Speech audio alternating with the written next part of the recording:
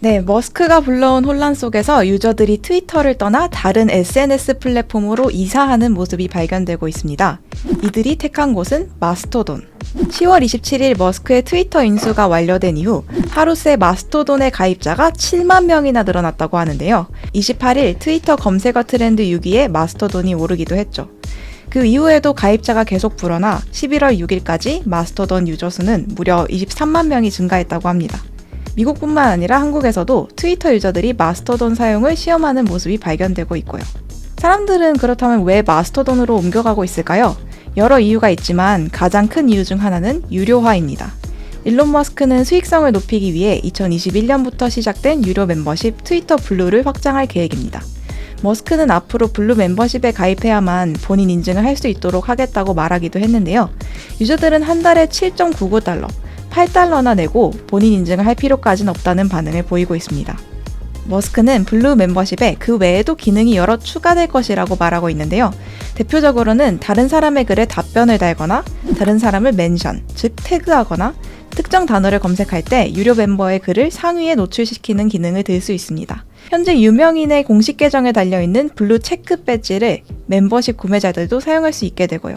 하지만 이렇게 기능을 추가하는 동시에 머스크가 블루 멤버십 가격을 추후 월 20달러까지 올릴 계획이라고 말하면서 더 큰 논란이 일고 있습니다. 이런 상황 속에서 마스토돈은 무료라는 점이 부각되고 있는데요. 사실 마스토돈에는 이보다 더 재밌는 특징이 많습니다. 우선 마스토돈이 어떤 플랫폼인지 알아볼까요? 마스토돈은 지난 2016년 독일 개발자인 유진 로코가 만들어냈습니다. 로코가 수장으로 있는 독일의 비영리 단체인 마스토돈 GmbH가 마스토돈을 운영하고 있고요. 로코는 마스토돈이 트위터의 대안이 되기를 바랐다고 하는데요.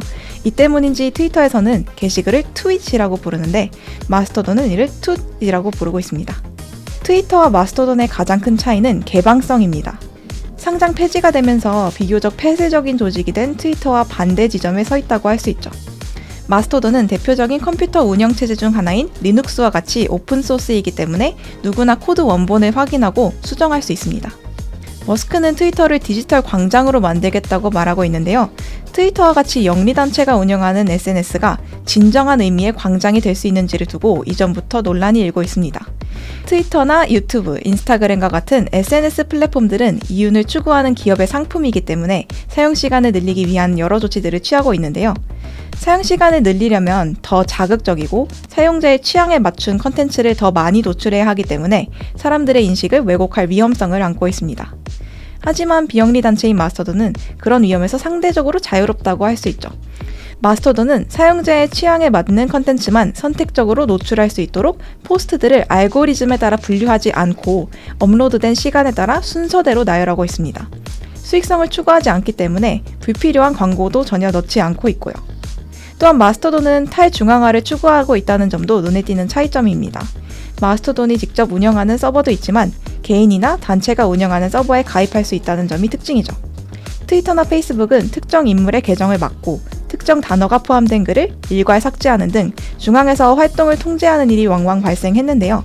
마스토돈은 권한이 중앙에 집중돼 있지 않아 개별 서버 운영자가 자율적으로 통제할 수 있습니다. Free speech, 우리말로는 언론의 자유라고 하죠. 자유롭게 발언할 수 있는 권리가 기업이라는 특정 주체에 의해 통제되지 않는다는 특징이 있습니다. 머스크는 트위터를 인수하면서 단순한 SNS를 넘어 슈퍼앱 X를 만들겠다고 공언했습니다. 하지만 앞서 살펴봤듯이 트위터를 자유로운 공론장으로 만들겠다는 그의 야심은 영리를 추구하는 기업으로서의 아이덴티티와 충돌하는 지점이 있습니다. 지금의 혼란은 그 변화에 과도기에 발생할 수밖에 없는 현상일 수도 트위터라는 SNS 플랫폼이 가진 성장 잠재력의 한계를 보여주는 전조일 수도 있습니다. 개방성과 탈중앙화는 인터넷의 발전과 함께 더 부각될 수밖에 없는 특성인데요.